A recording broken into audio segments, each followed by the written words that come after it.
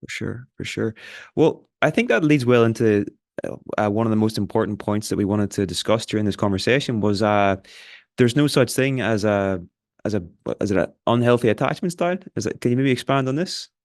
Most definitely. So John Bowlby, who was rather maligned at the Tavistock, but was an utter genius and has developed attachment theory, had quite a lot of. He was quite influenced by evolutionary thinking and the idea that actually we adapt as a species, but also that we adapt very early on to our initial environments. But he didn't know the science that was going to come.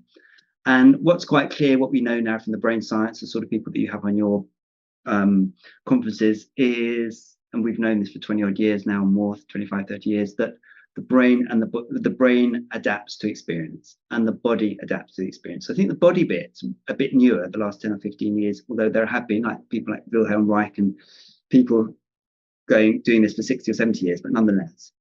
And so what we have to do is find a way of fitting into the world we happen to be born into. So my friend and colleague Paul Gilbert often says that from compassion focused therapy, he often says that if I came and adopted Niall as a baby and took him to a drug gang in South America, he would be very, very different in everything he does, in his way he holds himself in his body. So babies are adapting to fit in to their environment. And French babies cry differently to German babies within a few days, and hand gestures are different, and everything, so much is different. And so what we have to do is fit into the world we happen to be born into, because that's a survival response.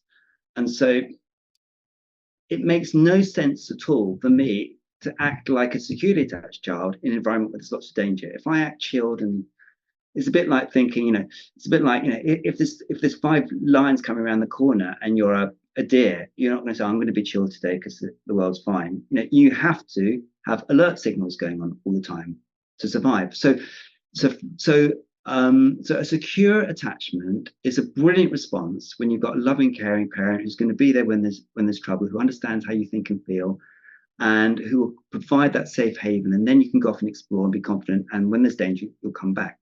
That's secure attachment.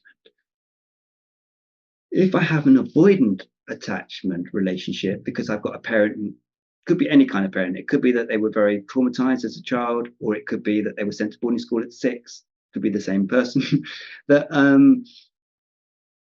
who can't tolerate crying or upset or anything like that. Then my whole world depends on fitting into this family, fitting in with these parents, and so I would develop an avoidant attachment relationship.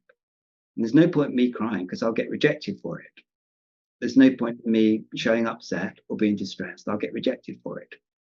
So I developed that style. And exactly the same with an ambivalent, anxious ambivalent attachment. If I've got a parent who's a bit chaotic, don't quite know what she or he's going to do next, I have to be very watchful, because if I'm very chilled, goodness knows what will happen. If I'm watchful, I can pick out what's going to happen next. I can see a little snarl developing, or a kind of whatever mood they happen to be in, and I can predict it. But I can never really relax because I never know what they're going to be like in 5 minutes' time. So I'm watchful, I'm jumpy.